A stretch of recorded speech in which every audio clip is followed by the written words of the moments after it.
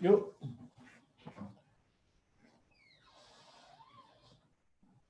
Ya, Mbak.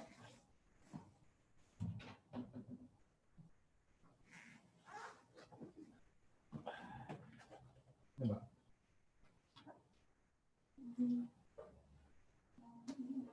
Oh, cepat honor ya? Alhamdulillah. Bisa belanja dong.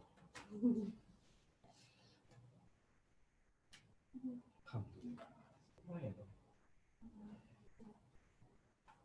Jadi saya minta ini ya, Pak. Pokoknya apa itu? Catatan pok Juli Agustus ya. Apa lagi? Oh, ini ya. Oke, sip. Saya minta ini. Oh, ini itu. Untuk yang BOK bulan Agustus itu masih sisa, Pak. Masih sisa ya.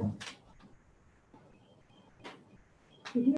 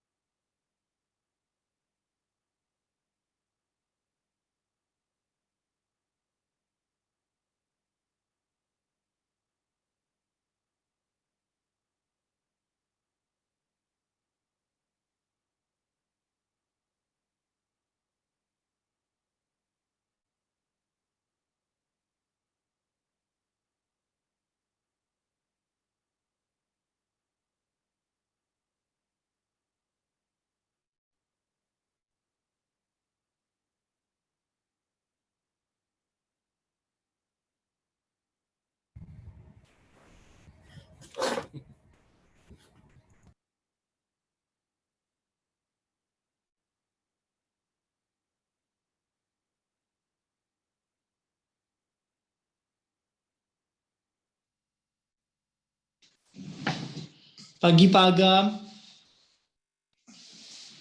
Sore. Pagi. Selamat Apa sore. kabar hari ini Pak Agam?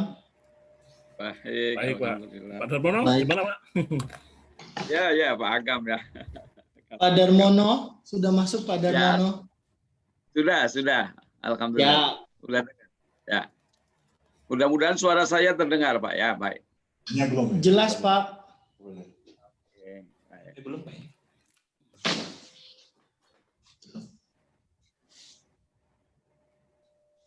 Masih 2 menit lagi.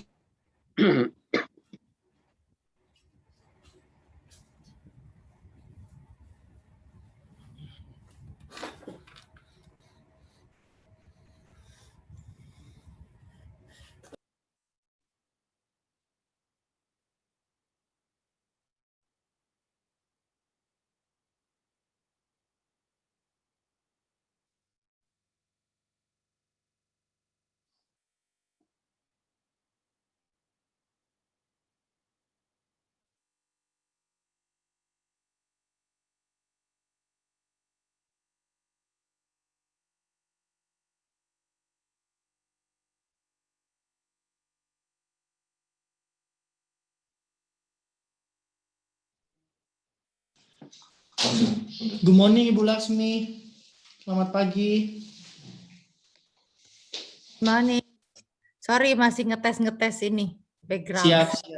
Suara terdengar jelas Ibu. Oke, makasih. Kalau background bukannya harus belakangnya itu harus homogen warnanya. Gak bisa. Saya juga nggak bisa sampai sekarang. Giliran pakai yang lain muka saya nggak kelihatan. Kalau nggak salah belakangnya misalnya tembok yang khusus gitu misalnya. Atau orang-orang sering pakai kain. Belum Nah, kalau sempet. belakangnya gorden nggak bisa, Mbak. Halo Mbak Anggun. Pagi Ibu, apa kabar? Baik. Kelihatan nggak wajahku? Kelihatan Ibu, kelihatan. Nah, main lampu nih.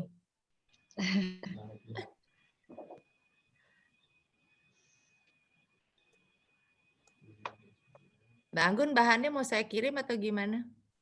Boleh Ibu, dikirim ke WhatsApp juga boleh Ibu. Oke, saya kirim ya. Ya.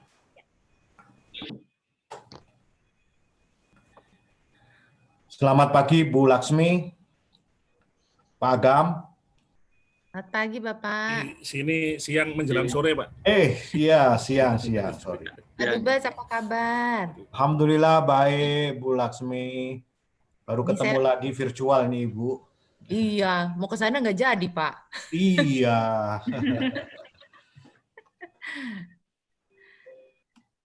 Saya siap-siap ya Pak. Monggo yuk.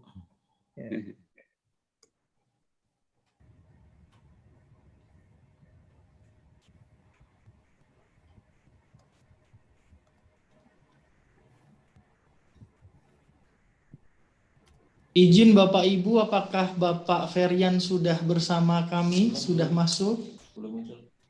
Pak Ferian tadi masih sama saya ikut rapat yang mengenai kampanye. Nah, saya keluar duluan tadi. Kampanye sawit. Jadi mungkin sebentar lagi ya.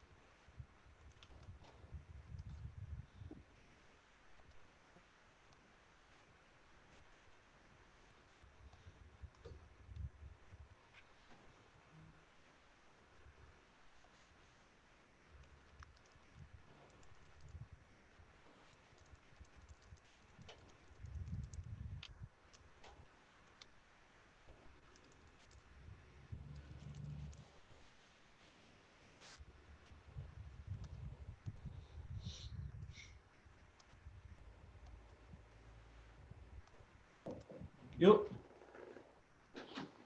Izin Pak, kami notice ada ambasador teaser. Oh,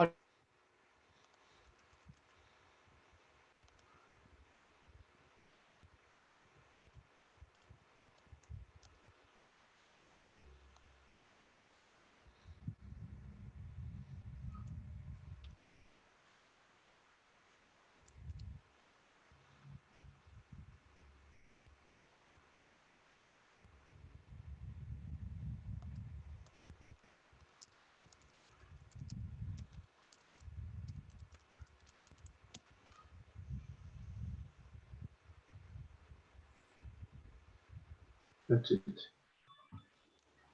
It's online. Hmm? I think so.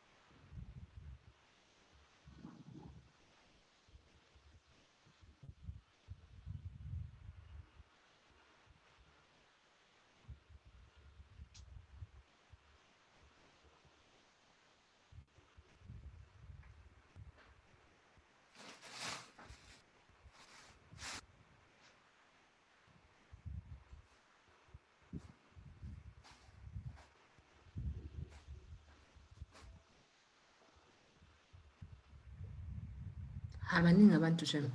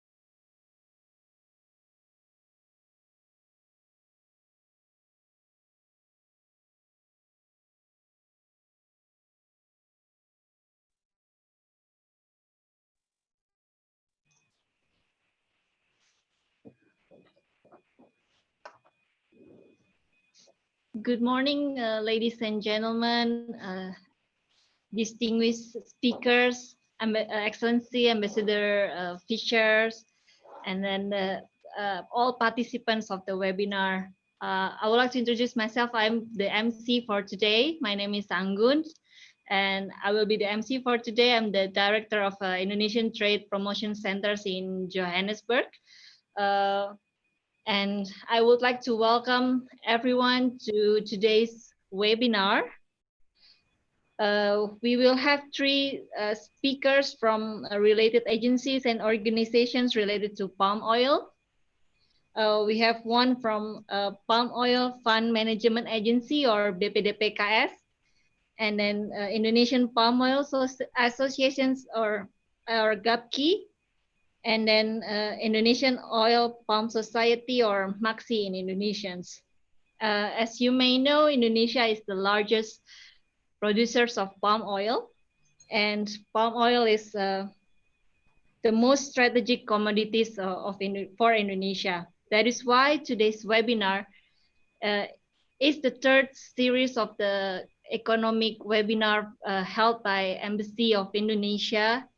And today's theme or title is profiling palm oil industry in Indonesia and South Africa, updates, trends, and analysis. And for today's webinar as well, we will have moderator. I would like to introduce to you Mr. Advocate Mito Sulu.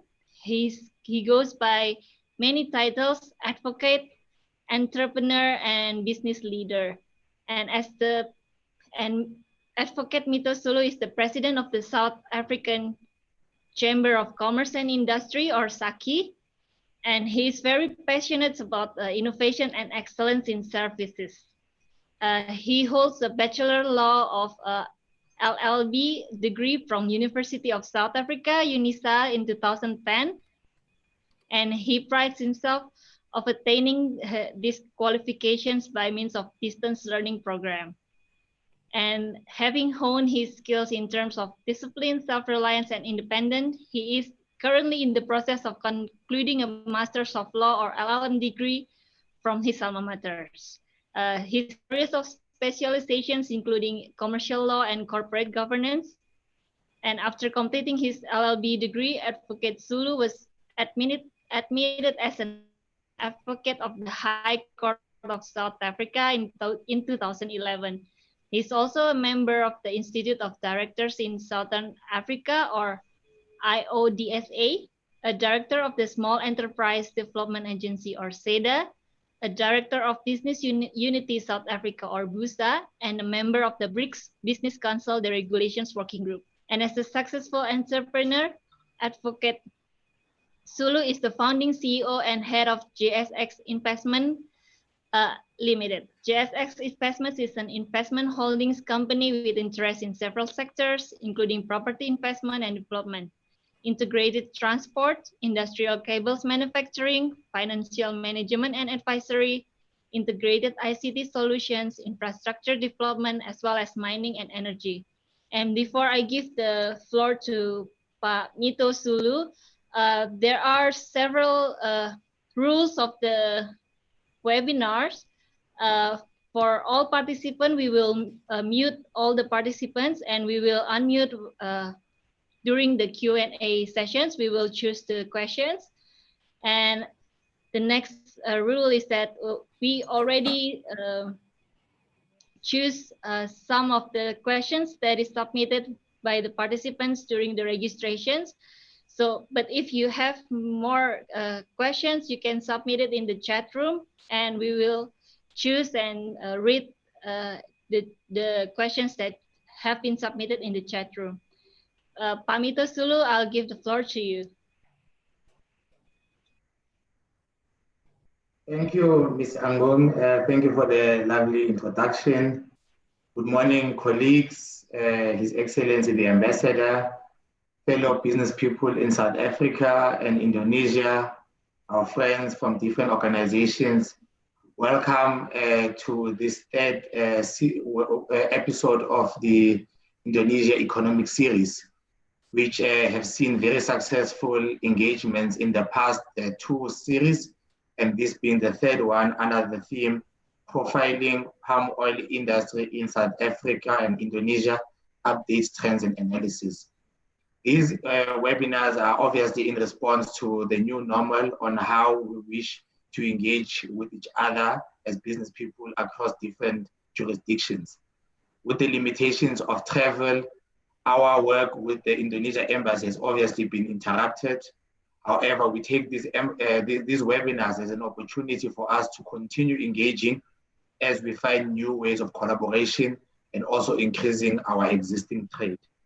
It is indeed an honor for me to participate today here as your moderator for this session, especially discussing the palm oil industry, which is so strategic for Indonesia and for Africa, and also promises to be a platform for us to build other greater trade within related services. So before I go into detail about what we do, as Angung has introduced me, I'm the president of the South African Chamber of Commerce and Industry. I will speak a little bit more on that. Before that, I would like to first just introduce our leader in the Embassy of Indonesia in South Africa, His Excellency, the Ambassador Salman Al-Farisi, who is the Ambassador of the Republic of Indonesia to the Republic of South Africa, the Kingdom of Eswatini, the Republic of Botswana, and the Kingdom of Lesotho. Ambassador serves as the current ambassador, but before that, he was the senior advisor to the Minister of Foreign Affairs for Institutional Relations in the Ministry of Foreign Affairs, and was also served in 2017 as the Acting Director General for Multilateral Affairs in the Ministry of Foreign Affairs. Before these two stints, Ambassador also served as Ambassador Extraordinaire of the Republic of Indonesia to the United Arab Emirates. Ambassador holds a bachelor's degree in Economy and Development Studies, as well as a master's degree in International Relations. He is currently a doctoral student in Policy Studies at a university in Indonesia. Ambassador, I would like to call upon you to give us your forward and welcoming remarks before we go back into discussions for the day. Thank you very much, Advocate Mito Sulu, my brother. Thank you very much also for your nice introduction about me. Good morning for colleagues in South Africa and good afternoon for those in Indonesia. I'm very happy to recognize that Ambassador Hilton Fisher is with us today. Welcome, Excellency, and happy that you will join this discussion. I think it's very important engagement that we will have with both business and the government of two countries. At the outset, let me express our sincere thanks and appreciation to all of you for taking your valuable time to join us with our webinar series today. As mentioned by Mr. Sulu, that this is our third webinar in the series. Today, we are going to talk about the biggest non-oil and gas export commodity from Indonesia to the world, which is palm oil. Just like other economic activities, the palm oil business is seriously affected by the coronavirus pandemic as demand drops across the world, trade is disrupted, and production is hampered. It is very unfortunate but sensible that the global demand is disrupted. Palm oil is used extensively in restaurants and food industries. Many of them have been no activities for some time during the unavoidable lockdown period in many parts of the world. We also have to admit that consumer spending has drastically decreased during the pandemic. It is therefore we note that Indonesia's palm oil export to some major countries, markets such as China, European Union, India, and the United States dropped considerably during the initial period of the pandemic.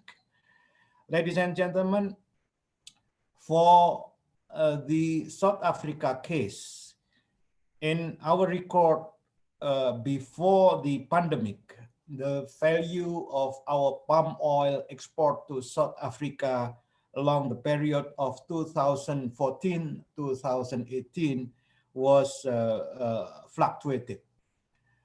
The peak of our export was US dollar 289.5 million in 2014 and US dollar 237.7 million in 2007, but it went down to only US dollar 194.9 million in 2018.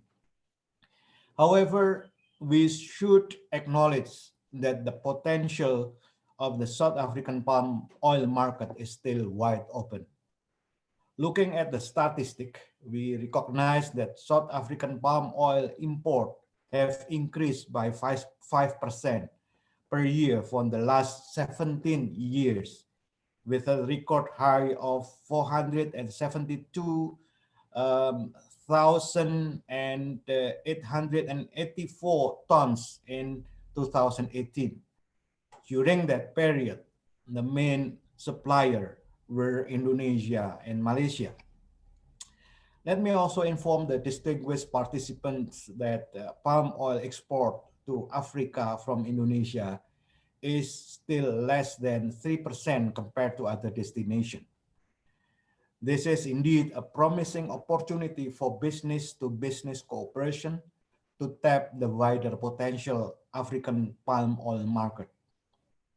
Although for the time being, the prospect of the palm oil sector looks like very challenging due to the coronavirus pandemic, but we expect that the market will recover soon as the demand for food product will gradually grow. With that note, I'm glad that in today's session, we will have panelists insight on, among others, one, the overview on the economic impact of the COVID-19 to the palm oil industry. And the second subject will be about adjustment, lesson learned, and strategies to survive in the pandemic. And thirdly, business projection towards the post-pandemic, including on how we can further intensify our cooperation in the future, both from Indonesia and South Africa perspective. To conclude, let me say welcome to the webinar. Let us move on to a new normal with a more productive partnership. Thank you very much to all panelists and moderator, and all of you, the participant of this webinar. We will engage deeper in question and answer session. Thank you very much. Enjoy the webinar. Thank you very much, Ambassador, for the welcoming remarks in the forward. Indeed, it's always great that when we meet, we also identify all the opportunities that all our discussions bring about. And we are hoping that from this webinar, we as the business community in South Africa will be able to connect with organizations in the palm oil industry in Indonesia to form lasting business-to-business partnerships to make all our desires a reality. Before I move on to introduction of the South African Chamber of Commerce and Industry, I would also like to invite the South African Ambassador to Indonesia, Dr. Fisher, who will give us his opening remarks, because as we always maintain that our engagements as a country need to enjoy the support of the respective ambassadors for them to be institutionalized and to be sustainable. So, Dr. Fisher, the floor is yours.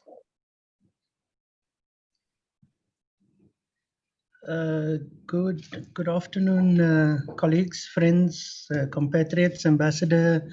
I'm caught a bit off guard here because I wasn't expecting to participate. I was trying to be incognito, but evidently you can't do so virtually, eh? Yes, no, colleagues, thank you so much, Ambassador. Again, congratulations on this initiative. I think it's a great initiative. I think you know, generally speaking, you and I, we agree that the economic interaction between South Africa and Indonesia has so much potential. We have not touched the surface. You know, there really is. We've been discussing a number of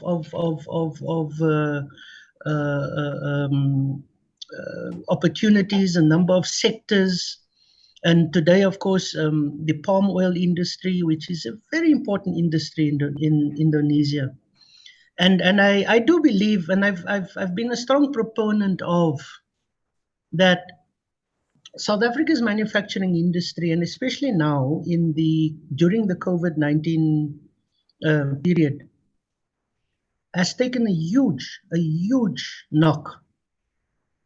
And you know, what is important is that we move to looking at the post-COVID period and how, as countries, you know, and in this case, Indonesia and South Africa, how we can look beyond this period and then say, what are the opportunities? And I think that the palm oil industry provides such an opportunity, not only for South Africa, as you correctly say, Ambassador, but also for Africa. A very important aspect for South Africa. Also, what is important is that I know, and you know, Ambassador, you didn't say this, but I know that there's been a long-standing you know, fight between Indonesia. I say fight, but there have been differences between Indonesia and the European Union on the palm oil industry.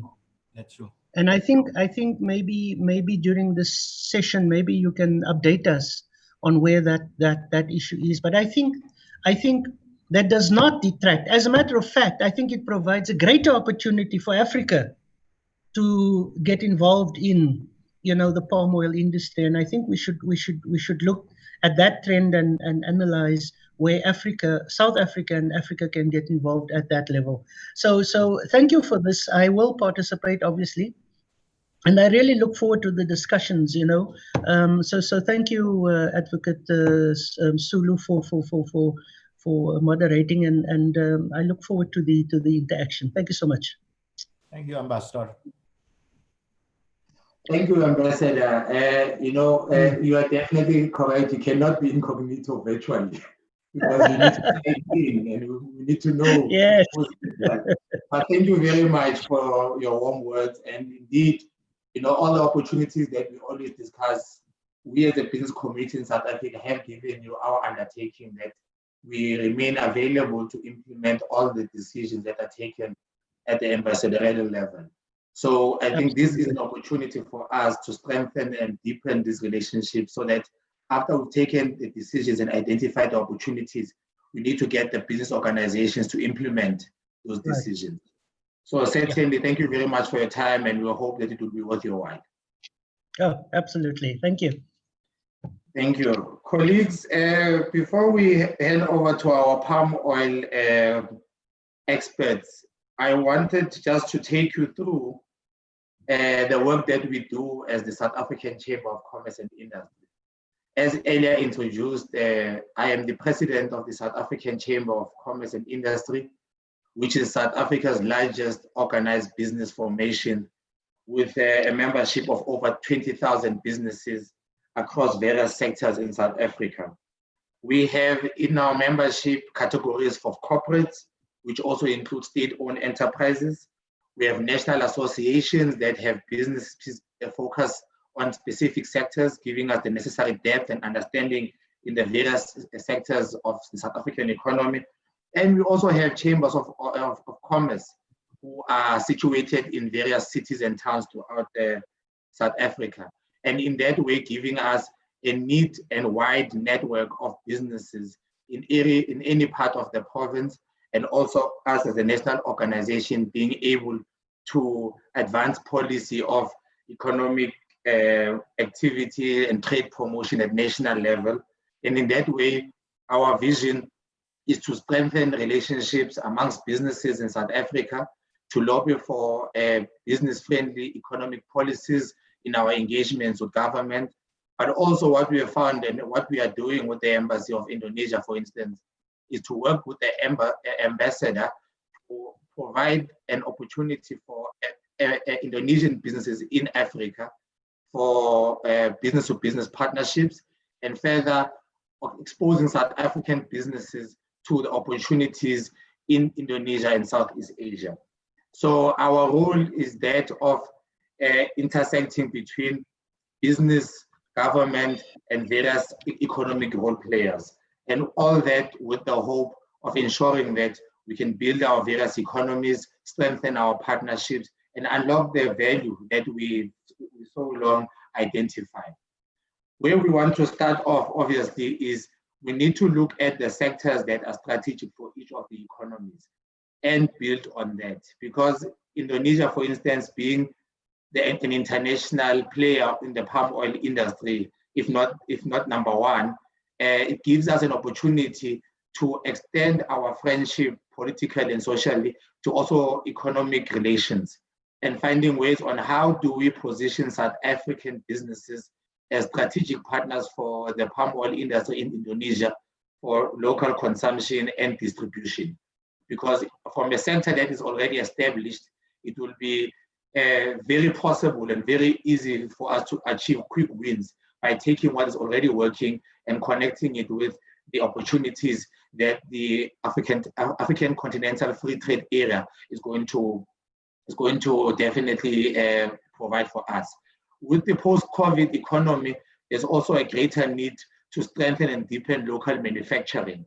And we believe that some of these manufacturing capabilities should be coming from Indonesia, where we can take established industries and create an opportunity for them in South Africa and further broadly throughout the African continent. So as the South African Chamber of Commerce, we remain committed to advancing the economic program of Indonesia into Africa, and also advancing the South African economic agenda into Indonesia. And with that, we are making available our membership for possible business-to-business engagements in the palm oil industry and any other industry that we have identified. And to that extent, my office as the president of the South African Chamber of Commerce is working with the economic counselor in the Embassy of Indonesia in South Africa to identify and formalize sectors that we are going to prioritize over the next 24 months. And through that, we are hoping that organizations such as the ones that are participating in the webinar today would work with the membership of the South African Chamber of Commerce to create these strong and practical economic bonds, so that we move, once we've taken a decision such as this of having a webinar and identifying the opportunities, we need to have organizations that are practically implementing the various resolutions that we are taking, and also in our respective countries, be able to lobby our governments to improve the trade relations, to make it easier for us to trade, to make it easier for us to travel, and in the process, helping us to build our respective economies to the levels that we desire as the current leadership. So I would like to confirm on behalf of the Organized Business Committee in South Africa that we are very committed to economic relations with Indonesia. As the South African Chamber of Commerce, having membership across all sectors in the economy, we will be able to position South African businesses to support any industry from Indonesia that wants to enter the South African market, or South African businesses that want to enter the Indonesian market. So with those few words, colleagues, I welcome you, and I'd like to say thank you for your agreeing to partner with the South African Chamber of Commerce and Industry, and we look forward to greater and more practical economic cooperation. Now, I would like to introduce to you our first speaker, who will now talk more specifically on the palm oil industry. And our first of the three speakers is Mr. Mohammed Firian, Acting Director for Partnerships at the Indonesia Palm Oil Estate Fund. Mohammed Farian holds a master's degree in public policy from the School of International Public Policy in Japan.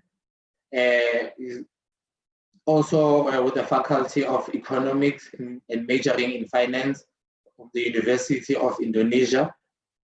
And his career also included him being the head of division for regional infrastructure investment at the Indonesia Investment Agency, as well as the head of division of the fund disbursement at the Palm Oil Plantation Fund Management Agency. I would like to give him an opportunity now to take us through his presentation from the Indonesia Palm Oil Estate Fund. Thank you.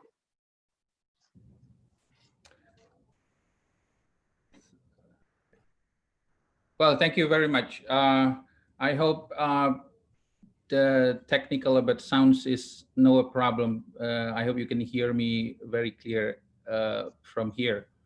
And if it is all right, I just wanna have my presentation, controlled from here, because I can manage the presentation. Can I have an access to present the PowerPoint? Okay, we can hear you clearly. We will allow our team to help you to share your presentation. Okay. Well, first of all, thank you very much, His Excellency, our Ambassador for South Africa, Bapak Salman Farisi. Salam hormat kami, Bapak. And also His Excellency, Mr. Fisher. And ladies and gentlemen, I would like to take this opportunity first to convey our appreciation for this meeting.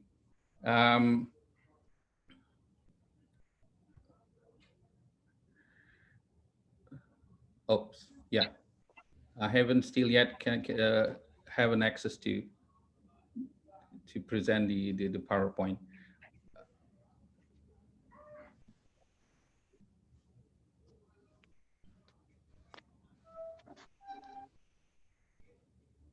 Okay, while waiting, I guess the technical is working now. But my presentation, really, I'm very happy because Mr. Fisher highlight our relationship with EU, and I also agree that it provide big opportunity for our countries to advance our economic relationship, in particular for palm oil trading.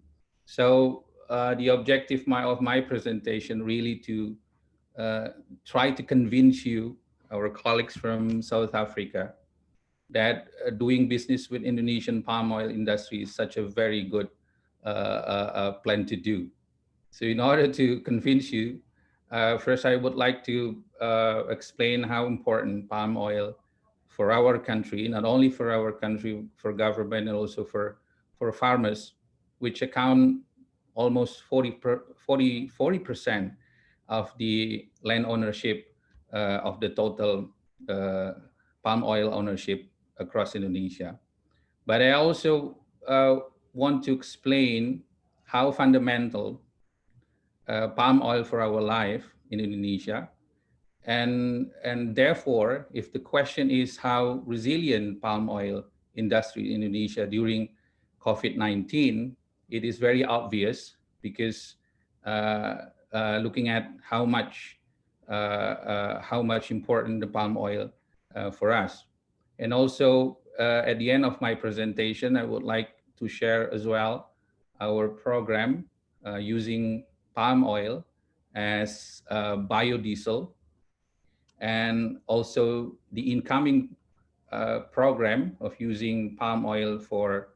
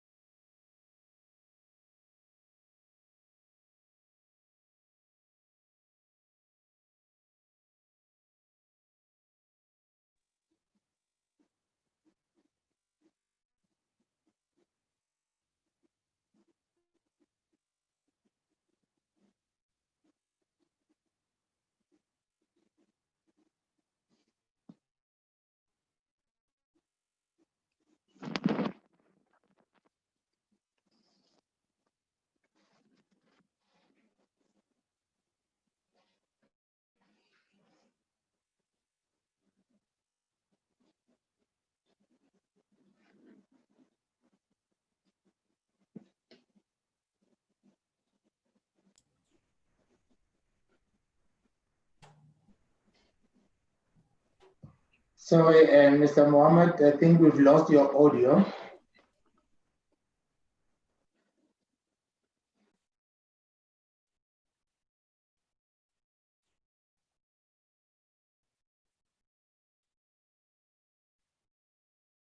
Can you maybe try and reconnect?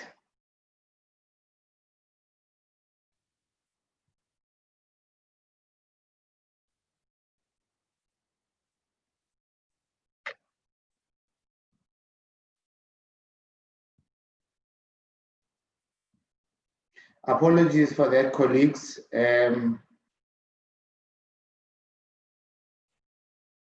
Your microphone is muted, sir. Okay. Okay. But I guess I was some technical problems happened a while ago, right? Because I cannot access the network. So if I may back to the presentation. We can hear you now, so you can revert back to your presentation. Okay, and I can also now access to right. Yep. So I'd like to start with, in brief, our organization. Like I've told you before, this is the structure of our organization. We are under various ministries. This is how serious our government take this palm oil industry into action. We have several directors, including my directorate partnership. Our main job is to build communication and promoting. So if we talk about promotion program, and that is our one of the our job to do. And this is basically the roles of our agency.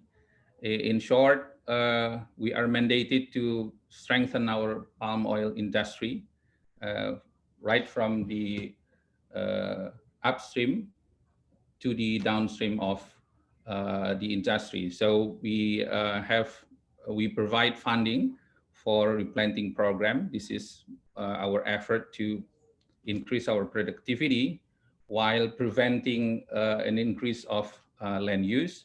And then also we support research, human resource development, and providing infrastructure, in particular for our farmers. The finances comes from export levy. So we call it industry back to industry. So this is not really a government subsidy. This is money from industry, which is going to use again to build the industry. Like I told you before, palm oil is very, very important for our economy. It provides million job opportunities, especially for those who live in rural areas. And it gives us such relief because we can solve at least a problem which usually came across in so many countries, which is providing decent job for as many as possible people.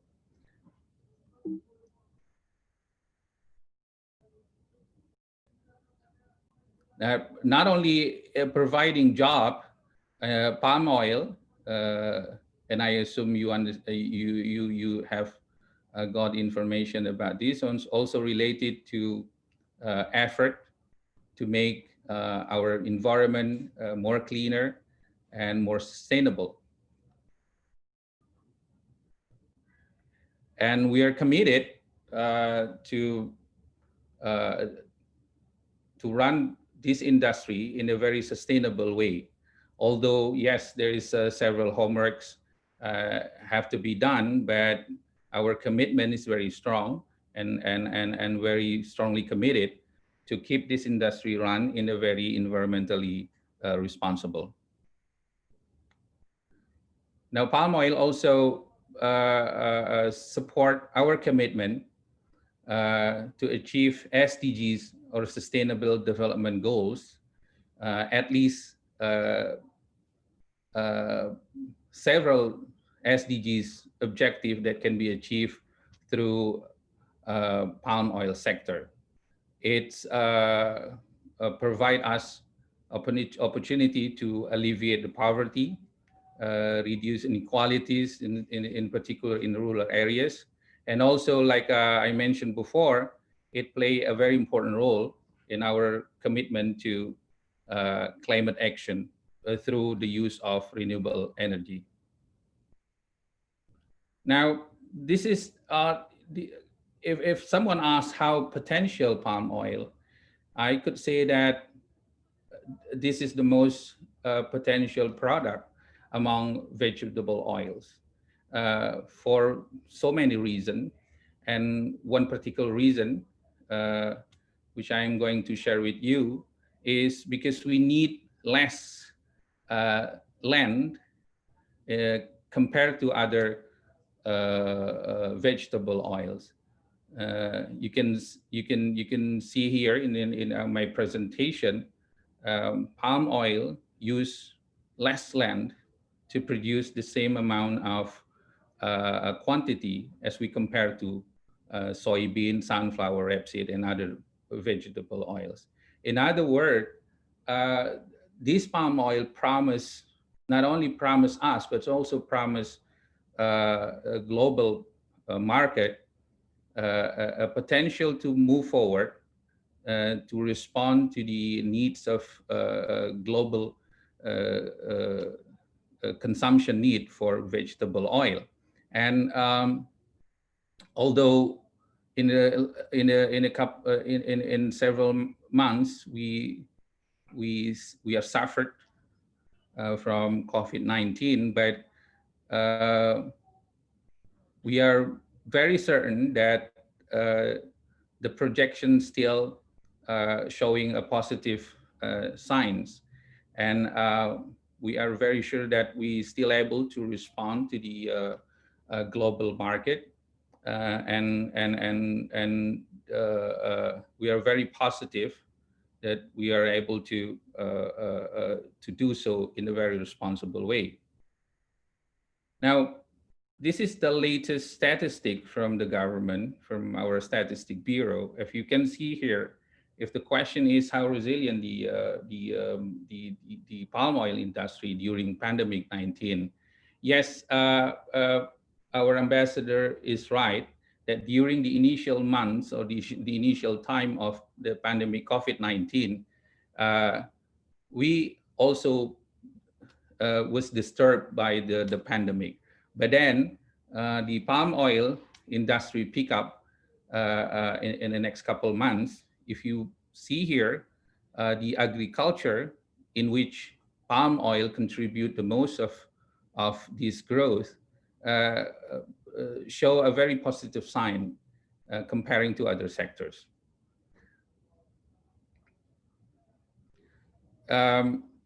Yes, there is some drop in demand for palm oil, but it's actually also shifting to another use, such as oleochemical, which is used for sanitizer and other product. Now,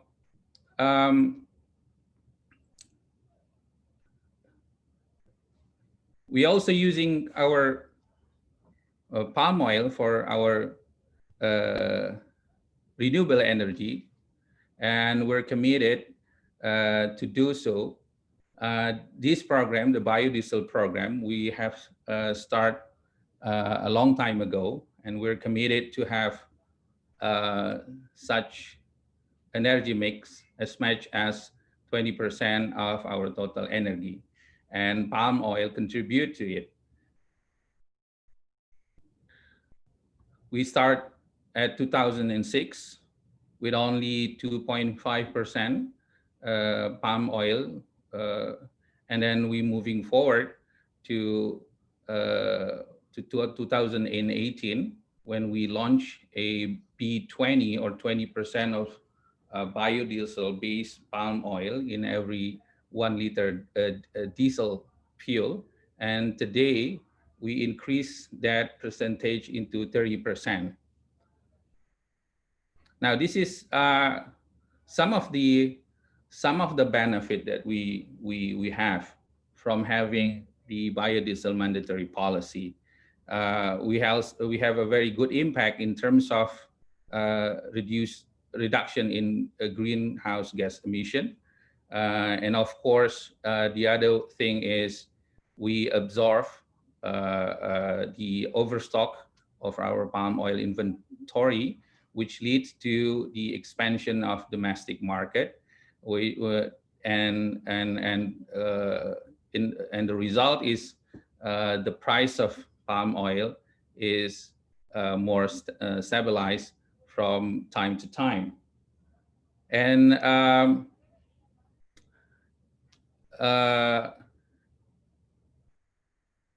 now the next step is we will continue this journey into what we call a green fuel program. This is a very ambitious, but we are very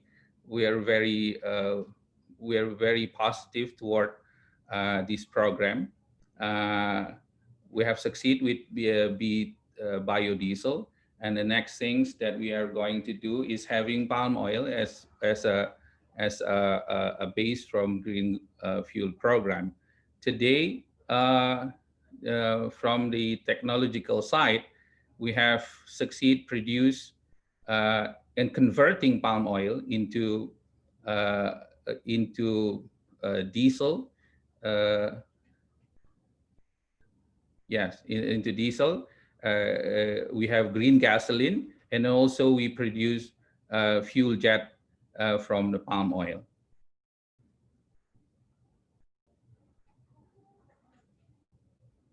Now, so moving forward, we are committed to maintain the palm oil as the most strategic commodity of our country. One of the reasons for sure is because the composition of farmers, smallholder farmers, is very big, and so we would like this industry to be strengthened from the upstream and into the downstream industry. So to conclude my presentation, and I'm very happy to have questions from all of you, of the colleagues, is we are very happy if we advancing our economic relationship, in particular in advancing our palm oil trading corporation between the two countries. And like we have told you before, that our palm oil industry is very promising, not because we have such a huge potential, but also because we're committed to run this industry in a very responsible manner. That's all. Thank you very much.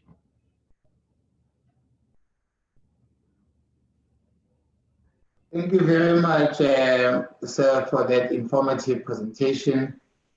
It's encouraging that your organization has the necessary support, as you mentioned, from the different ministries, proving how strategic it is.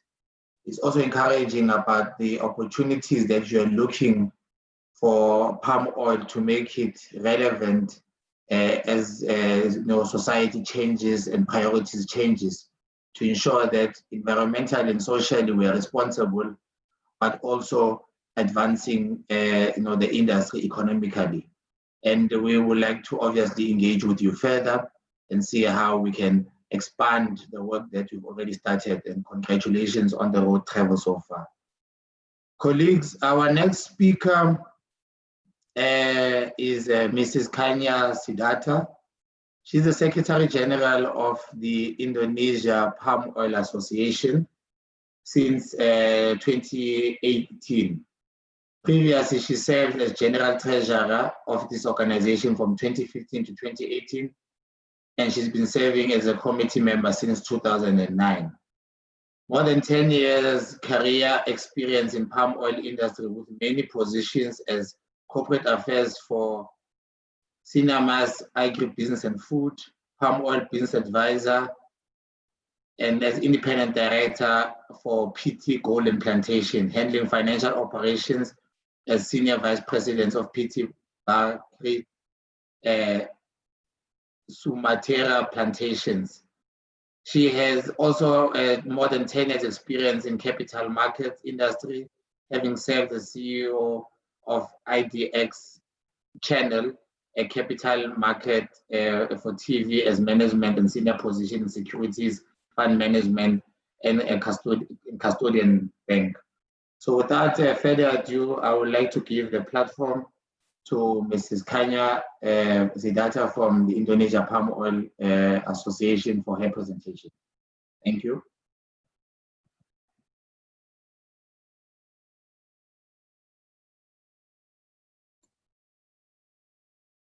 Good morning and good afternoon for Indonesia participants. Thank you for sharing my biodata. So maybe there's two business, maybe unrelated in between palm oil and capital market. But anyway, I would say that palm oil business is so much influence in Indonesia economics. So can I share my presentation from your side, maybe Ibu Anggun?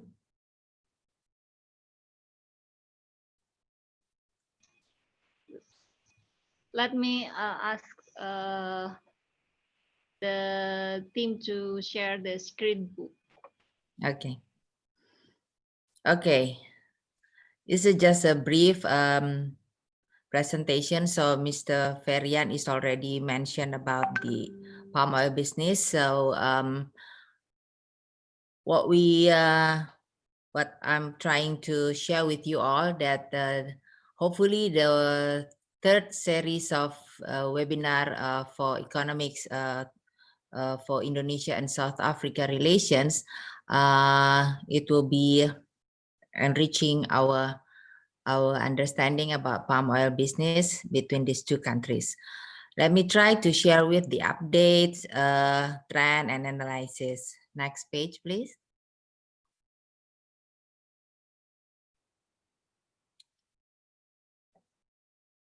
Next, please.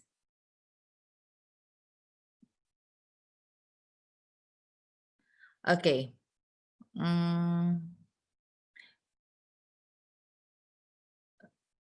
This is the second page. Okay.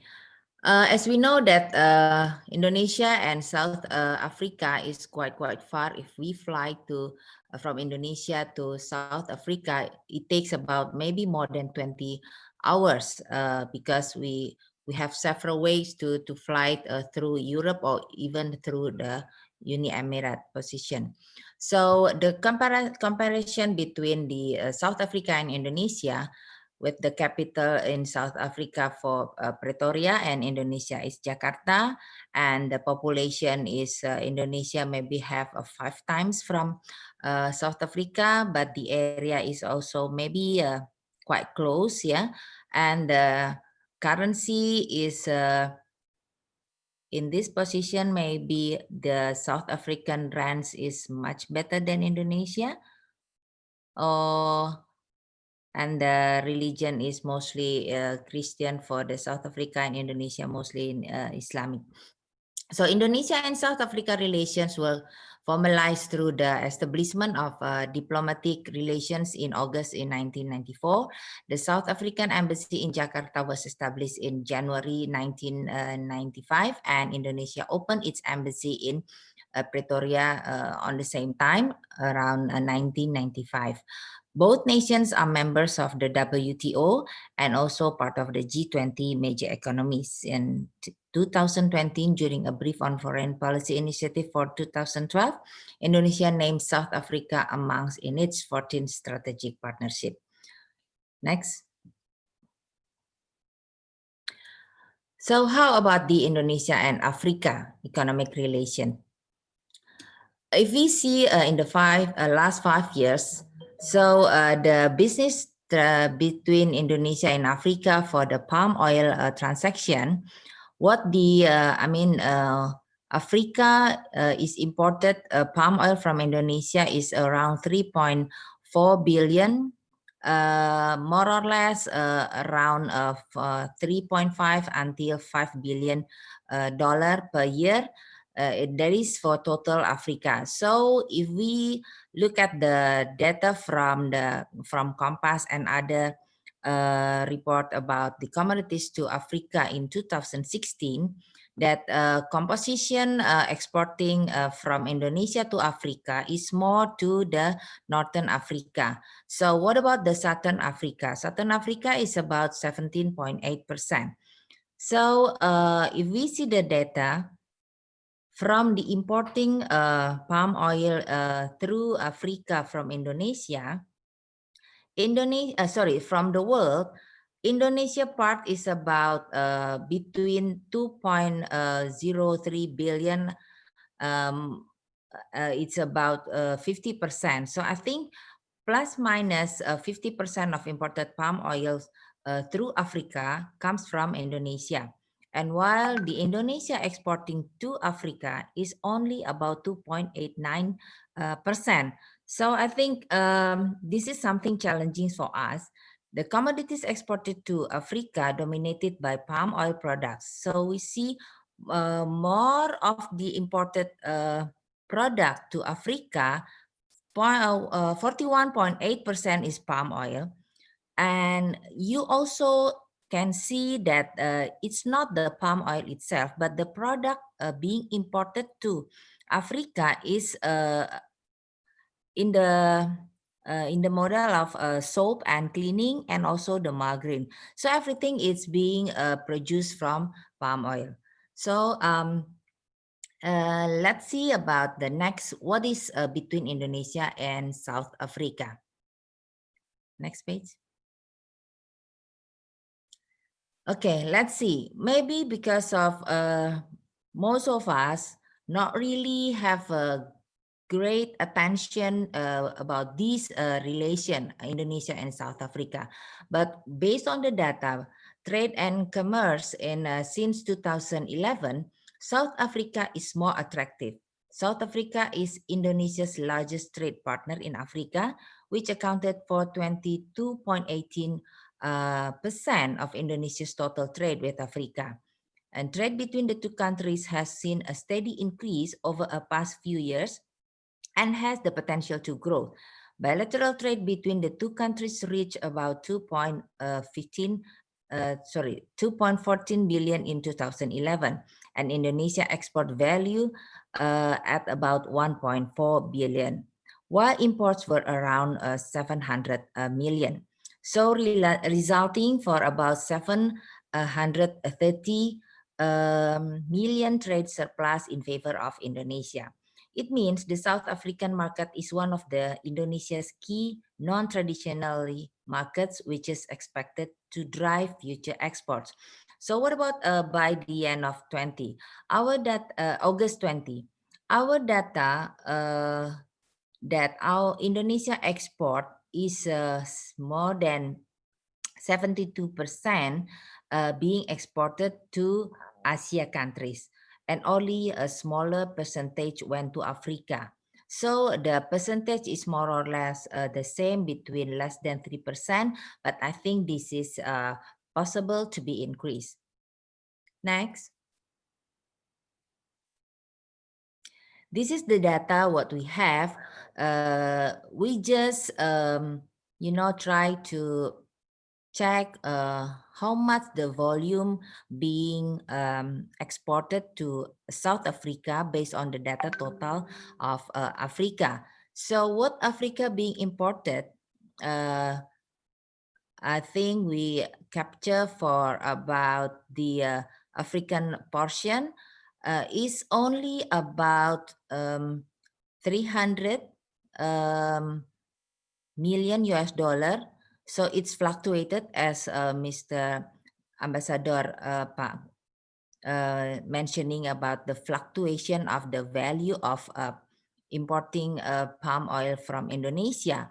But again, you may aware that the value of imported palm oil through the world, it's a calculation between the volume and the price. So if you just only see the value, it may be misleading, but you may see the quantity that being exported to South Africa. You see, there's about 400,000 ton until it's about more than 500,000. So I think this is a challenging part that we all should see the potential volume to be trade between Indonesia and South Africa. So what about the first half of this 2020? So because of pandemic, I think everything being impacted to be negative, but we see still around close to 50% of the volume being exported to South Africa compared to last year. So if we expect by this year until let's say full year, the composition is about 17% maybe. So the volume, it will be more or less the same. So by the positive solution, treatment and policy and global pandemic, we may expect there will be volume increasing in exporting palm oil to South Africa. Next. Okay, let's see how's the profile of Indonesia palm oil production, consumption, and also export. So Indonesia production and also domestic consumption and export are keep growing since 2015 to 2019. So it representing growth in demand following in increasing global population. So the demand of palm oil is for food, cleaning, and personal care, and also for energy. So mostly the palm oil using for food. So what about the Indonesian domestic consumption? So I think the fluctuation for the consumption, domestic consumption for Indonesia is not much really, big. But look, the bigger increasing of domestic consumption in Indonesia is mostly because of Indonesia just,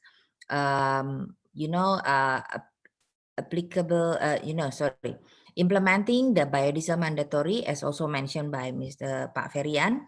So if you see the product and domestic consumption in Indonesia, more than 70% is being exported.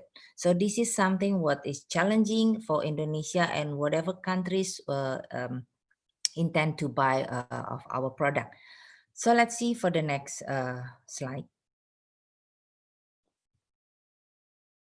So if you aware, His Excellency, Mr. Fisher, if you concerned about what is being asking about the market, by the market, especially EU is so influencing the market, maybe you can try to share with the market that Indonesia is the largest producer of sustainable palm oil. So let's see, there's a sustainable standard being, required by the market. We have RSPO, which is Roundtable for Sustainable Palm Oil. And also we have our countries have the Indonesia Sustainable Palm Oil. So ISPO is mandatory by our government. And the RSPO, actually, this is voluntary, required by the market. But as you know, that RSPO is more maybe being as a reference for the market, and people may be like more RSPO than ISPO. So if you see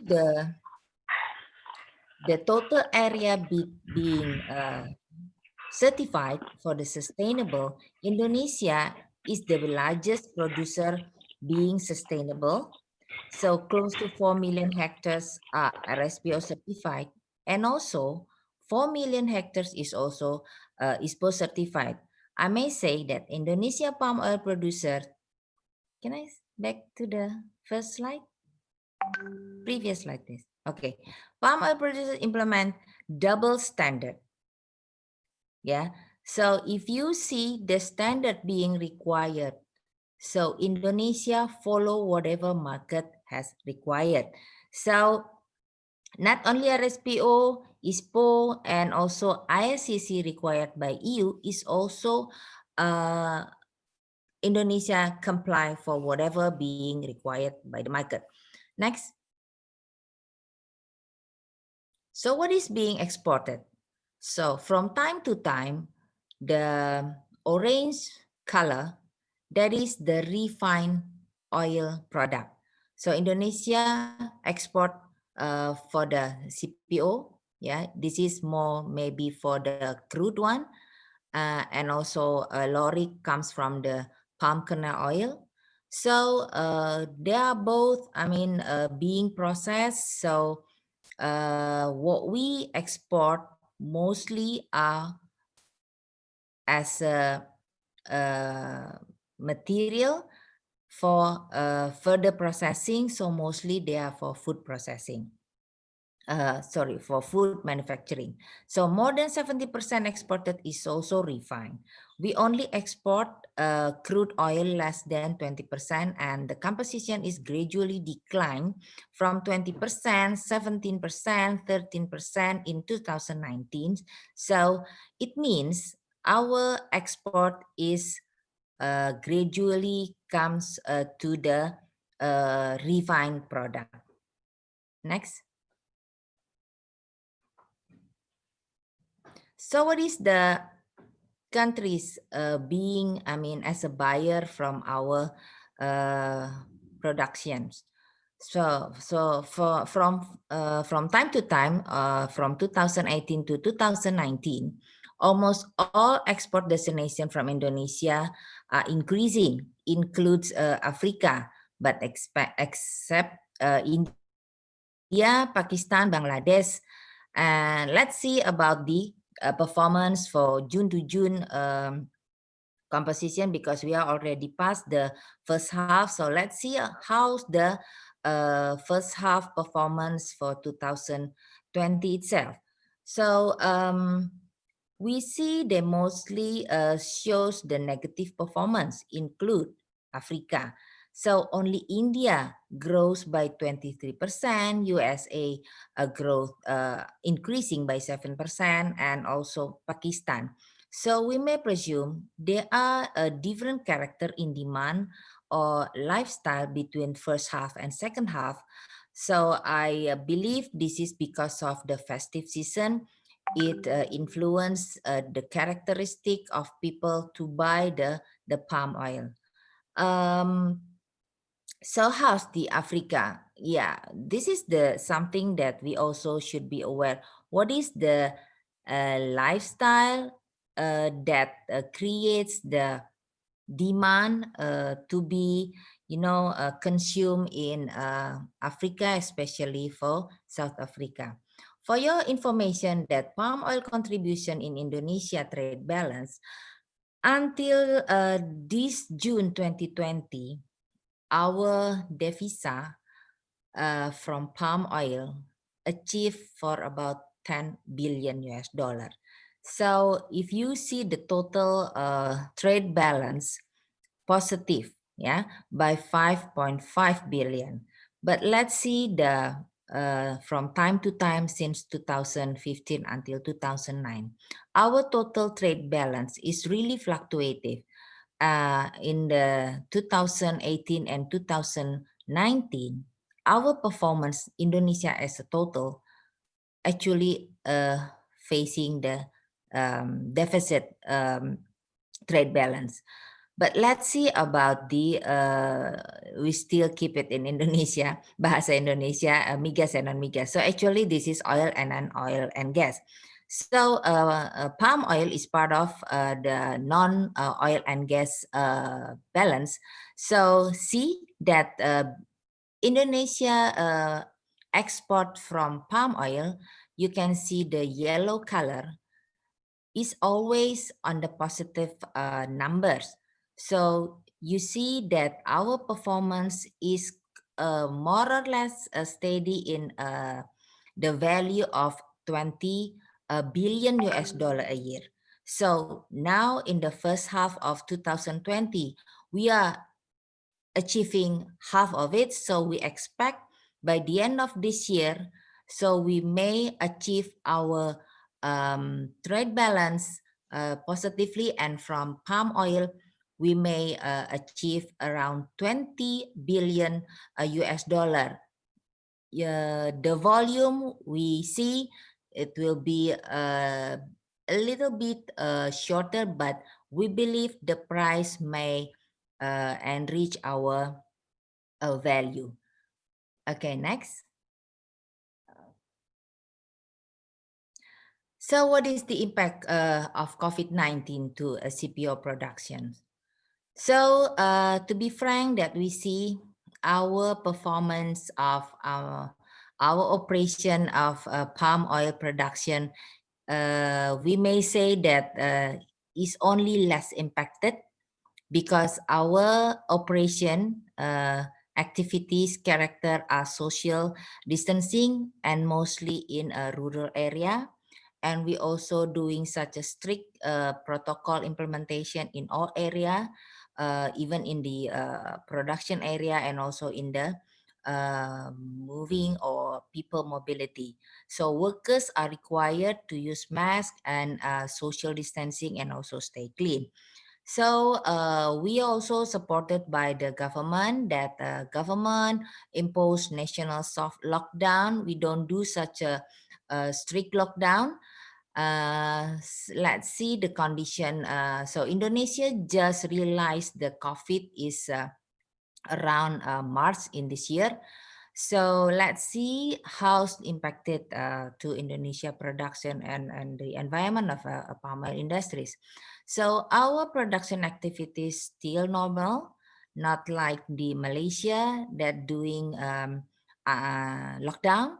So palm oil industry is less impacted, but since our exports is more than 17% of our production, and global demand is changing due to the pandemic. So we should more creative in domestic absorption and even creating new market in non-traditional market like Africa. Next. So how's the month-to-month performance this year? If you see the blue one, that is our production month-to-month in 2019. What about the style? I mean the curve, the production in this 2020. So the curve is a bit more different, yeah. But again, there's a increasing volume from February to June to May, but June usually growing down, drop because of the season. So what about the export? So the export is more or less doing the same, the same curve. But if you see the export in this month of March until May, there's a bit changing. So if you, we can say this is the impacted from the COVID. So on the 1st September 2020, lower CPO production due to the prolonged 2019 dry season. So the performance of palm oil production is really depend on the last year performance. So if the sudden COVID impacted through this year, we may not see the impact suddenly. So we need, it takes about at least a year, the result will be impacted in the model of production. So palm oil export is impacted by COVID-19, especially between March and May, but were improving since Indonesia tried to implement new normal regulation. We don't do such a strict lockdown. We try to open a bit by early June. So we see that the economic growth positively, yeah, even we still aware for the pandemic, it's not stopped yet. So new normal adaptation of pandemic. Since June, demand for food has been increasing. So Indonesia's mandatory biodiesel B30 is recovering due to the new normal era. There's, people are moving, so they are doing such a mobility by car and so on. So current price is reflecting the increase in production, big crop, and slow recovery in demand. So next.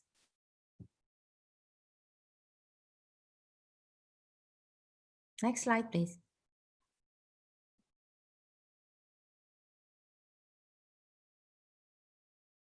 Hello.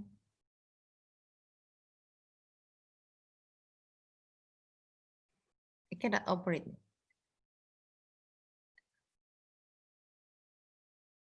Yeah. Okay.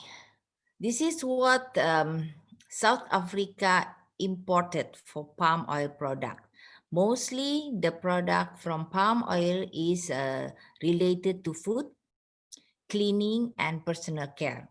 So you can read detail what kind of the characteristic of each oil. So different oil has a different characteristic, depend on the melting point.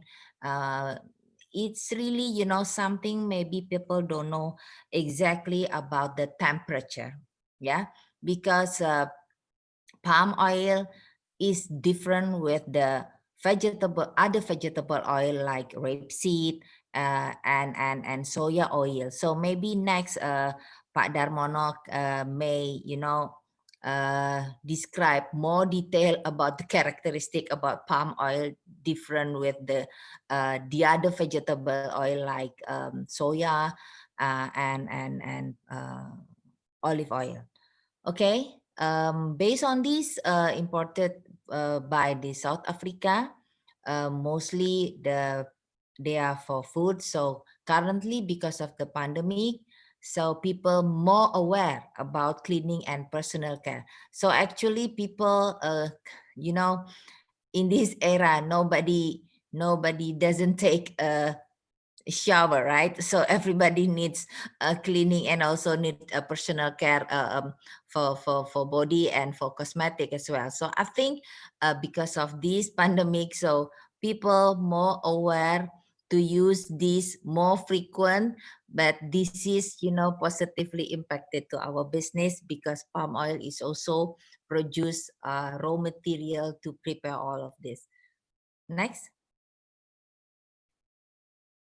So this is maybe what the demand by African includes South Africa for the refine and the derivative products. So our composition, our usage from palm oil is can be used for consumer product like cooking oil.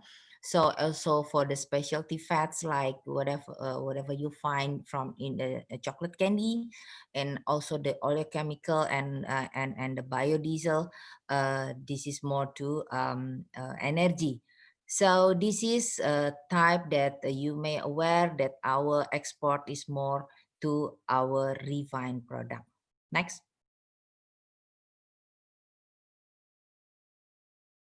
This is the trade agreement, the bilateral trade agreement between Indonesia and African country. So we need to expedite the trade agreement because this is something make us more easy to trade because mostly our obstacle is fine on the tariff. Let's next, please. So what about the future of Indonesia and South Africa relations? So I try to take some issues, so we may, make a discussion further after we heard about we listened about the all presentation. The issues currently, the trade agreement and tariff, Indonesia and Malaysia as the biggest and the second biggest producer for palm oil, and they are competing to each other. And Indonesia should be more aggressive to conclude obstacles and barriers. So equal tariff from PTA from both countries will create objective market and may improve quality and service. So the sustainability and health issues as a challenge. Yeah. So health issues currently they are coming about 3-MCPD, GE in EU issues, and also the the issues of sustainability. So what is the recommendation? PTA process need to be expedited. So Indonesia, South Africa PTA is still in early stages. So based on the experience, it takes quite long to process the PTA, but hope between this collaboration between Indonesia and South Africa, and you, Mr. Mitu Zulu, can help us in the, expedite the PTA being finalized shorter than usual. So the positive campaign and cooperation between Indonesia and South Africa, we should also ready, Indonesia is ready to supply palm oil to world with the higher standard and comply with the whatever market required. So Indonesia is the biggest certified sustainable palm oil producer. We may make a collaboration between Indonesia and South Africa. We may close to each other. We may see to each other. So hopefully the COVID being stopped so we can meet to each other. Next. So what is the conclusion and discussion? So this is not, the best conclusion, but I'm trying to raise the issues to discuss and to create something to be better for us. So Indonesia is looking at Africa for a better economic relation. South Africa is an important country and potentially to be explored for expanding Indonesia export destination, especially palm oil products in package and finished product with higher value. We heard that African market is willing to have the ready product rather than the intermediate product, because you need to invest. You need to build the factory. So is it true? So let's explore the potential buying market in Africa. So some insight of solution from improving Indonesia-South Africa economic relation, expedite South Africa and Indonesia trade agreement, dual participation and collaboration in regional and national expo. So improving awareness of social cultural program between both sides. So we know we are as a family. Palm oil comes also from Africa. So if you can share with us what is the habit, what is the cultural being, develop about palm oil. So palm oil basically is from Africa mixed with Indonesia. So we can operation it maybe more professional. So our production is the biggest. So need for the deeper and holistic understanding between South African market demand, and through economic diplomacy, and also enable the Indonesia palm oil industry to increase South Africa market trade and investment. So discussion can create the solution. So what is next? Yeah, I think that's all from my part. Hopefully it is useful for you. Thank you very much. Thank you very much, ma'am. I think it was more than useful for us because I think you've taken good time to not only give us the history and the current trends, but you really also are already giving us direction on how we must take these discussions forward. And I welcome the various challenges that you've given us as South Africans on how to expedite the preferential trade agreements, but also opening up the Southern African market. As you showed in your graph that the exports are still largely to the north, we think that as a platform we can open up in the south, but also as part of the continental free trade area, we should also start seeing a balanced distribution of the exports into the continent. And indeed, as South Africans, we have a lot of enthusiasm both in manufacturing and retailing. And I think we'll take up the challenge to form a partnership and use South Africa as a potential distribution channel for Indonesian palm oil products and exports. So thank you very much for that detailed and very useful presentation. We will certainly take it up and engage with your organization more often. Colleagues, our next speaker is going to be our last speaker before we take the round of questions. Mindful of time is Dr. Damono Wiriano, from the chairman of Indonesia Oil Palm Society. Dr. Damono got his BS degree from the Bogo Agricultural University in 1981. His master's and PhD degrees he obtained from the Department of Plant Pathology in the United States in 1988 and 1993, respectively. Sir, the platform is yours. We look forward to your presentation. Thank you. Thank you very much, Mr. Sulu, for giving me an opportunity to present my presentation in this very important webinar. Well, let me share my presentation. And I would like to talk more on the versatility of palm oil for food and energy. Can you see my slides? Yes, you can see your presentation, sir. Okay, thank you very much. So I think I would like to emphasize that although it is relatively cheap, but palm oil has a superior characteristics. So many people are saying that palm oil is a cheap oil, but it is not. It is really have very high value, either for the oleofood and oleochemical or as a bioenergy. I think it has been mentioned by previous speakers that most of our products, CPO or palm oil products, are exported, but we have to mention that the domestic consumption is very huge, and indeed Indonesia is the largest consumer of palm oil. Well, I think, yes, we have to strengthen our business relations with Africa, especially South Africa, as historically oil palm is originating from West Africa, and palm oil has been consumed since more than 5,000 years ago in West Africa as it is.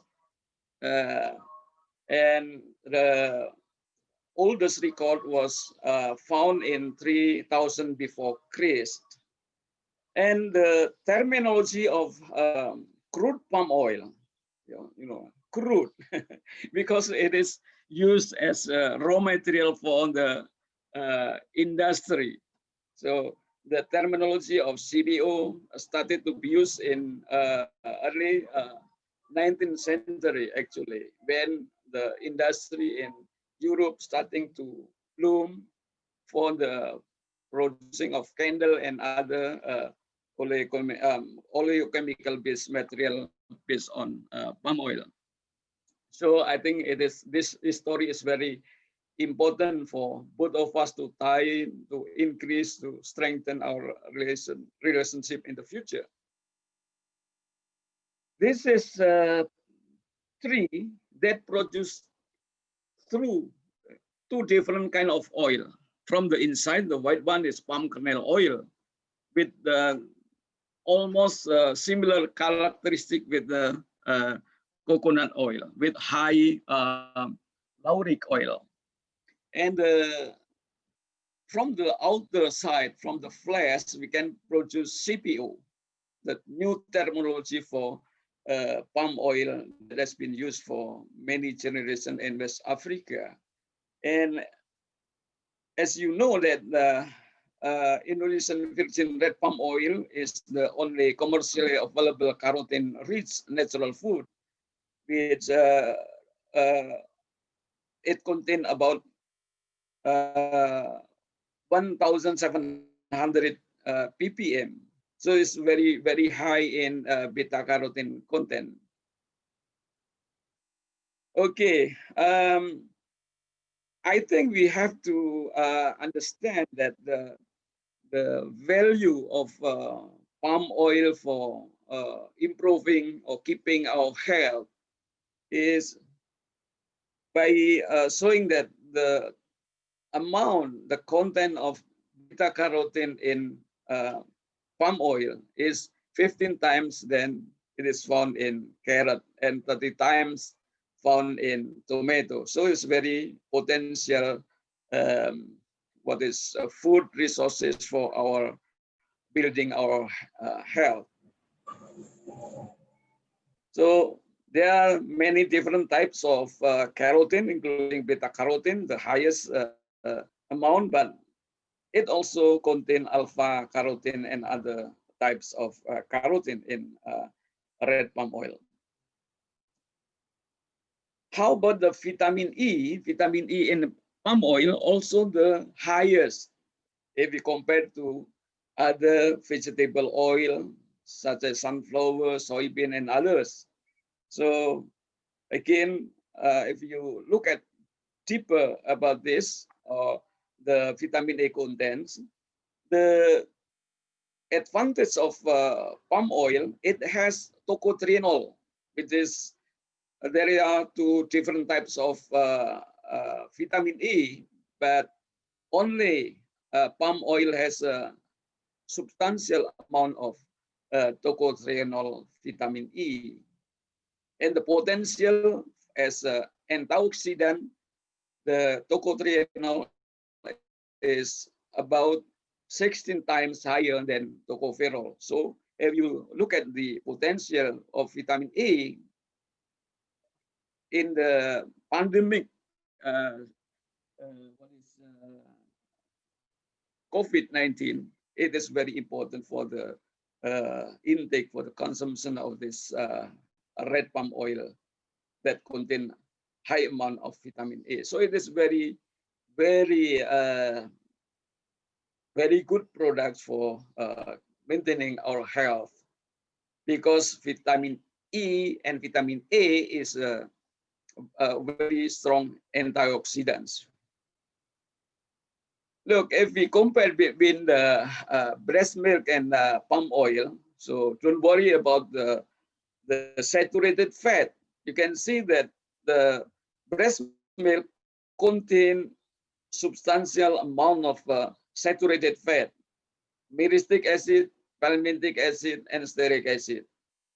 And so I think it is remind us that we have good palm oil that contain almost similar to the breast milk. It's very good nutrition. Cholesterol, what is the stearic acid is lowering the bad cholesterol, the LDL, and increasing the good cholesterol, HDL. And another saturated fatty acid, the palmitic acid, maintain the good lung health because it is become the surfactant. About 90% of our air sacs in the lung contain 60% palmitic acid of the surface. Again, the benefits of palm oil, it has no cholesterol. I think every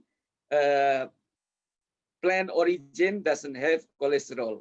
It has a phytosterol, which is different from cholesterol. And if we compare with other vegetable oils, because of the process, we do not use the partially hydrogenated process, and so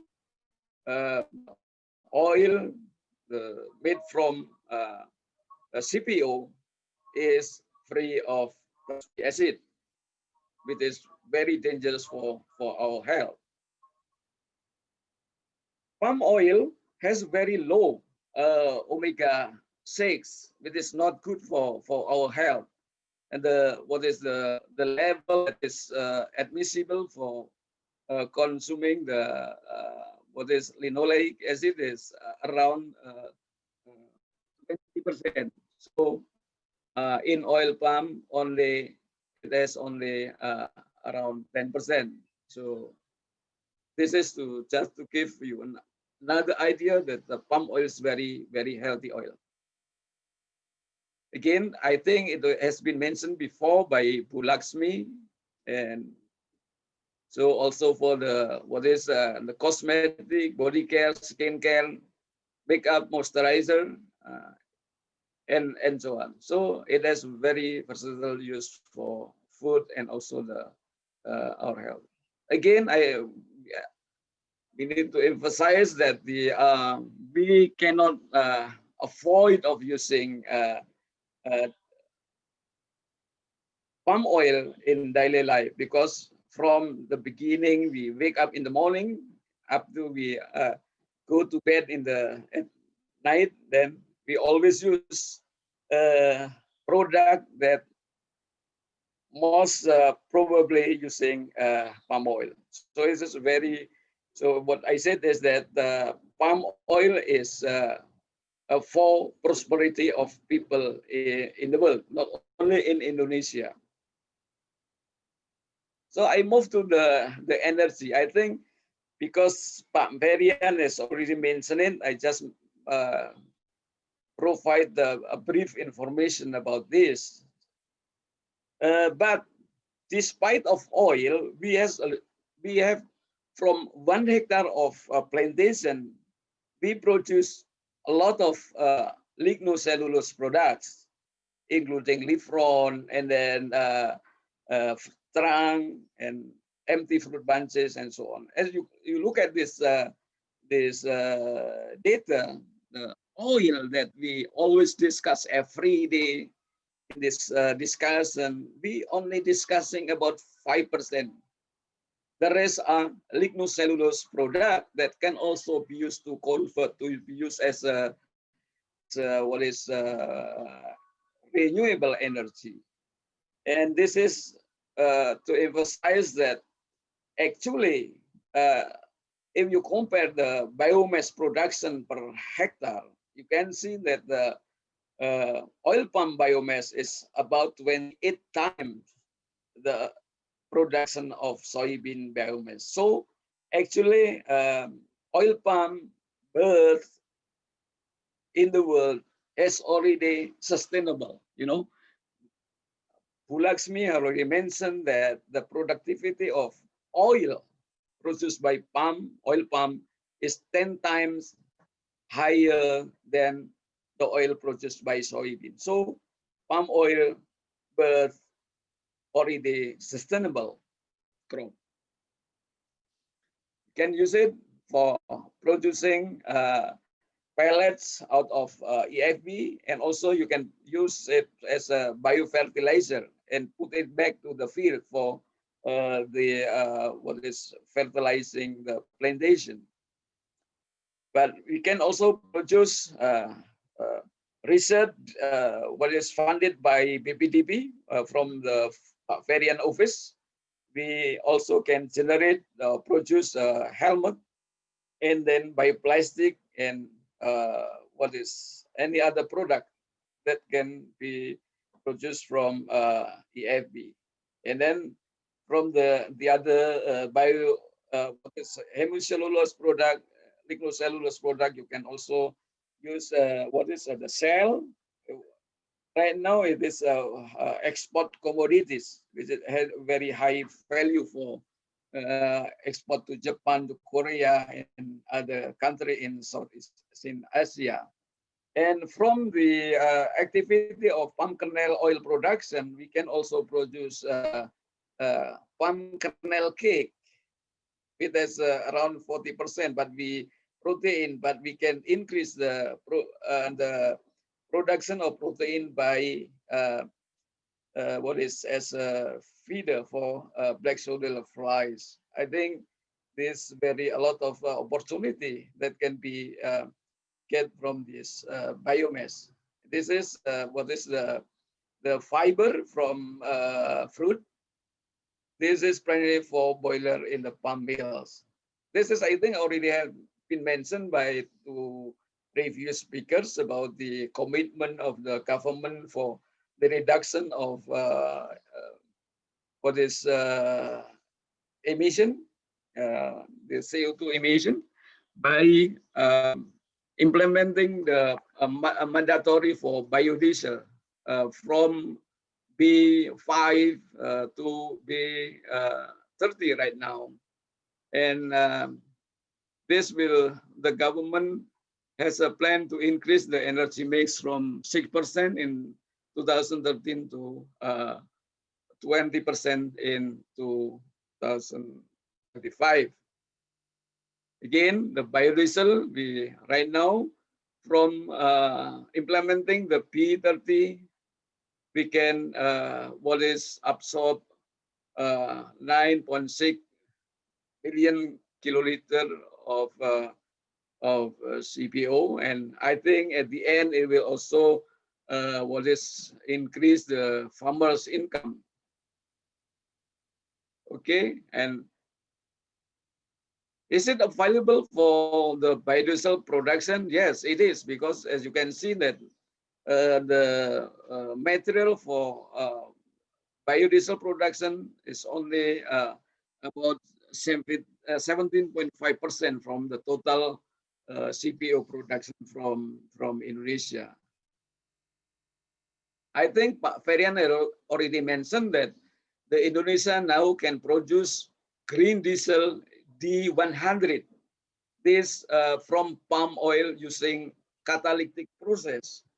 So from palm oil, 100% can produce green diesel that can be used to replace the whole for the fossil fuel diesel. So, and it has a very good characteristic. It has a very the citan number is 75 to 19, and then the sulfur content is very low compared to the fuel, which is around 45 ppm. It has a high oxidative stability, but it is still need to be blended with the FAME, with the biodiesel, because the FAME has a lubricity. CBO for diesel power plant, it is very high potential for this. We can use directly by minimum pre-treatment. We can use CPO for directly for diesel power plant. Then we talk about the biogas from the palm oil mill effluent. Indonesia right now has around almost 1,000 palm mills. So from this we can produce a power plant from biogas. But we right now, so if we cover the whole all the FOME in the mills, then actually we sufficient to reduce the carbon emission enough for the agricultural sector. lately we developed the compressed natural gas, bio-CNG. This can be used for trucks and genset in the operated within the plantation and palm oil mill. This is very good development. So I think despite of the energy, renewable energy from CPO, we can also use other type of energy produced in the oil palm industry activities. We can also produce the bioethanol from the trunk, using the starch that is contained inside the trunk, and this has already been proven. Also from the the pyrolysis activity of solid waste, we can also produce renewable chemical and oil out of it, such as gasoline, diesel, and jet fuel. Well, if we back to the our goal, what is SDGs goals? Palm oil contributed a lot. I think we identify around 12 out of 17 goals can be what is contributed by industry of palm oil. So again, let's make a good move in the future for using more and more palm oil and lignocellulose product from palm oil for our prosperity in the future. Thank you very much. That is all that I have. Thank you. Thank you very much, Doctor, for your presentation, taking us through all the insights. Very helpful, and thank you very much. And once again, we need to obviously take forward all the opportunities presented in your document and see how practically through our organizations we can make it a practical economic reality. Colleagues, our time is a bit tight, but we have questions that have been shared and summarized from the chat. And I have just a few questions, colleagues, if you can indulge with me, that I would like to share with our panelists. And if possible, our excellencies, the ambassadors can also make comments on some of the questions, and even Ms. Angung from the Trade Promotion Center, because some of them may require yourself. So we have 7. I just have, I'll take the first 3 and then I'll direct them to the relevant speakers, and then we'll have the other 4. Then after that, we'll move towards closure. So the first one reads, given the high rate of biodiversity in Indonesia, has the Indonesian government undertaken an economic analysis of ecosystem services compared to deforestation for palm oil? What measures is the palm oil industry taking to ensure sustainability and discourage farmers from slash and burn tactics to clear the fields? And how do local indigenous farmers benefit from the value chain? So this talks about the responsibility of the industry and with the support of government. I think maybe this question we can give it to Mr. Mohammed Farian from the Indonesia Palm Oil Estate, because he spoke a lot about the responsibility of government in this regard. Over to you, sir. Well, thank you. Answering the question, our government, yes, has taken this issue very seriously. We have taken also serious steps to prevent deforestation, including the use of slashing and burn. But what we found in the ground, that it was not always palm oil industry causes as a cause of that for deforestation. Yes, it was deforestation happened a couple years back. It happened, but if we go into a very deeper analysis and look at what happened and taking all the fact on the ground, we found that palm oil is not the only variable play here. There is other activities, and there is other factors also contributed to this deforestation. One thing for sure, as long as for the palm oil involvement and palm oil development in the future, we are committed to keep this industry run in a very responsible manner.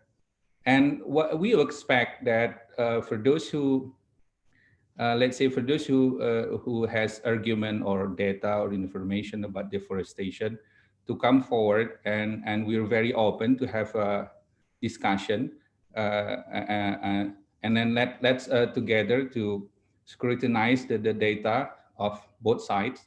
But it's not always the case.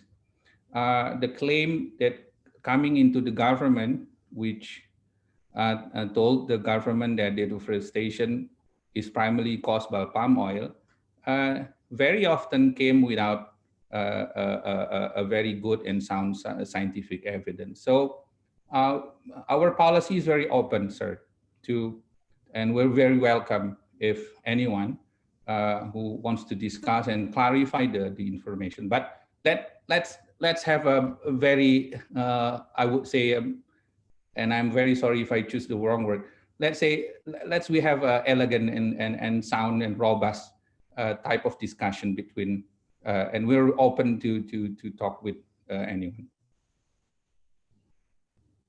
Okay, thank you very much, sir, for your answer.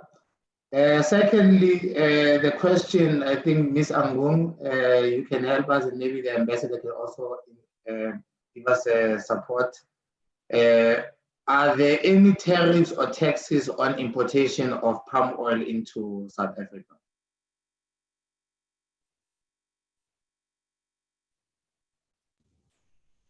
Bu Anggun, silakan Bu Anggun. Ya, Pak.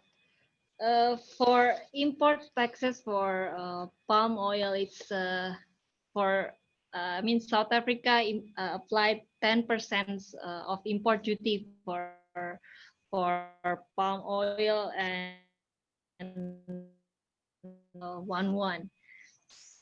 So for now, there is no exemptions for import duty for Indonesian palm oil in South Africa. Maybe I think I answered the questions, Pak Mito. Yes, no, thank you. I think we just needed to know what the number was. I think the answer is answered. And lastly, from this round, the third question is how we can find buyers for palm oil derivatives. We have a small crude refinery in North Sumatra. I think maybe Mrs. Kanya can help us with small producers in North Sumatra who are looking for market. How do they go about? Sorry, what is the question? I mean, the potential export to South Africa? Yes, they are saying how can we be helped to find the markets? They have a small crude refinery in North Sumatra. Okay, maybe we can also ask through Ibu Anggun, because we as an association is trying to connect with the potential buyer and also the potential producer from Indonesia. So to be honest, that GAPKI actually is more to producer for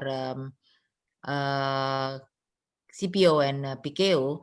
So this discussion, actually, this is my also question to our partner here in South Africa. What is there any potential, I mean, the bigger potential buyer in South Africa for the refined product, and knowing the producer is in North Sumatra. So what is the logistic, the most efficient logistic from North Sumatra to South Africa?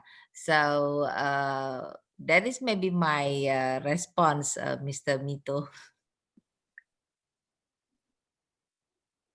Anggung, do you want to say something to that?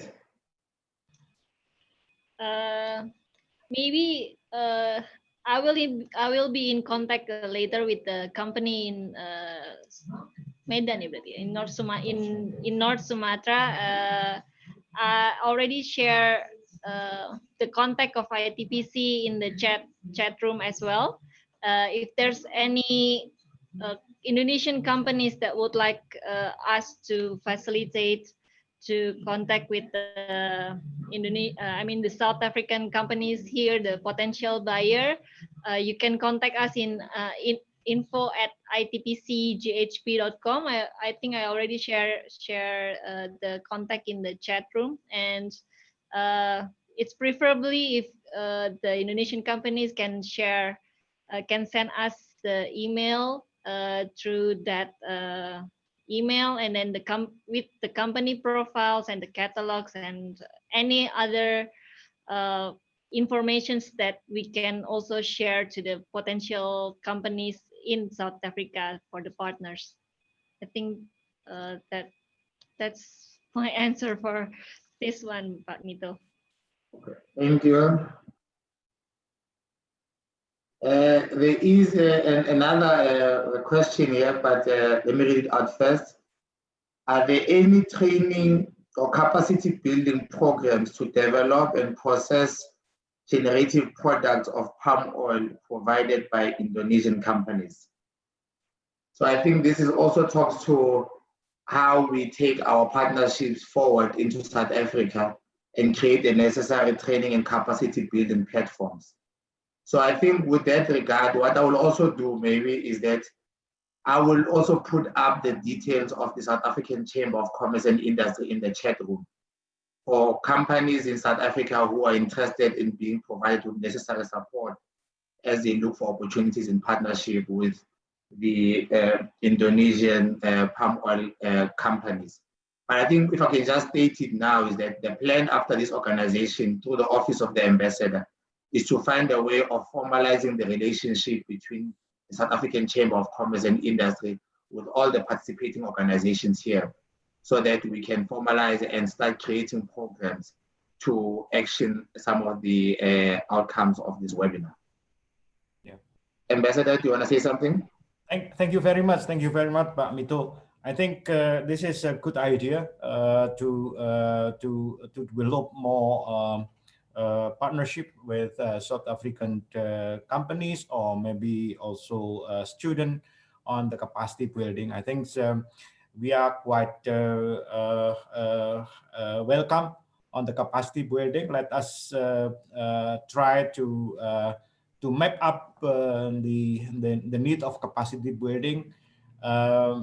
Indonesia will be very happy to see the possibility of having that kind of activities.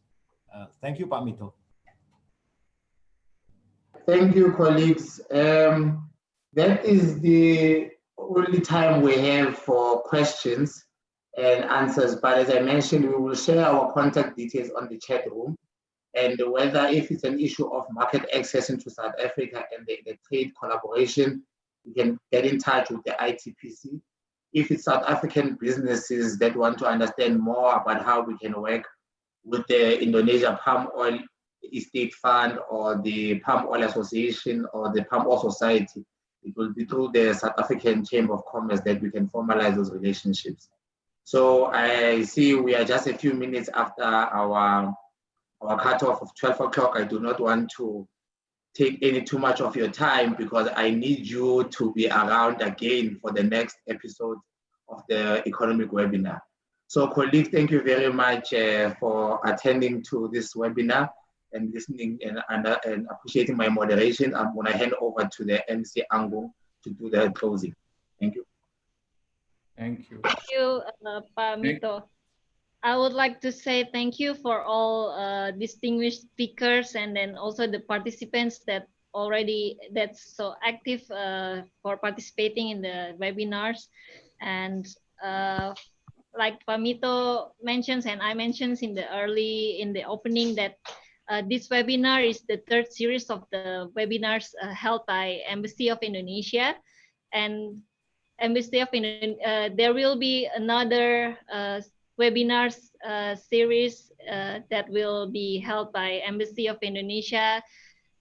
So we will invite you again, and I hope you can also participate again in our next webinar. But before I close the webinars, I would like to have Pak Dubes, Pak Ambassador Salman to have a closing remarks before I close the webinars. Pak Dubes, please. Thank you very much, Ibu Anggun, for giving me the opportunity to speak to close this webinar.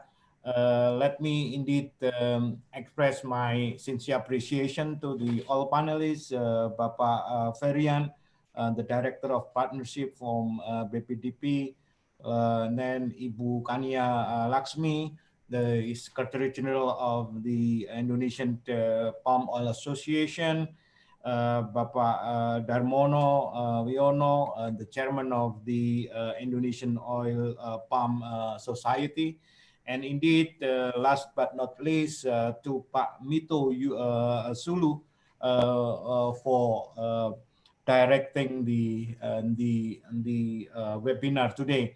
I think we hear a lot of good points, and then from the chat room we also see some communication, which I believe we will indeed follow it up for the action indeed. And then this webinar is also open the opportunity for interaction between the Indonesian companies and the South African companies and us indeed at the embassy and the Embassy of Indonesia and the Embassy of South Africa in Jakarta. So and I believe that I also recognize the Pak Pius Sarma from Botswana who joining with us. So I think this is also a good opportunity for Indonesia to deal with other country like Botswana.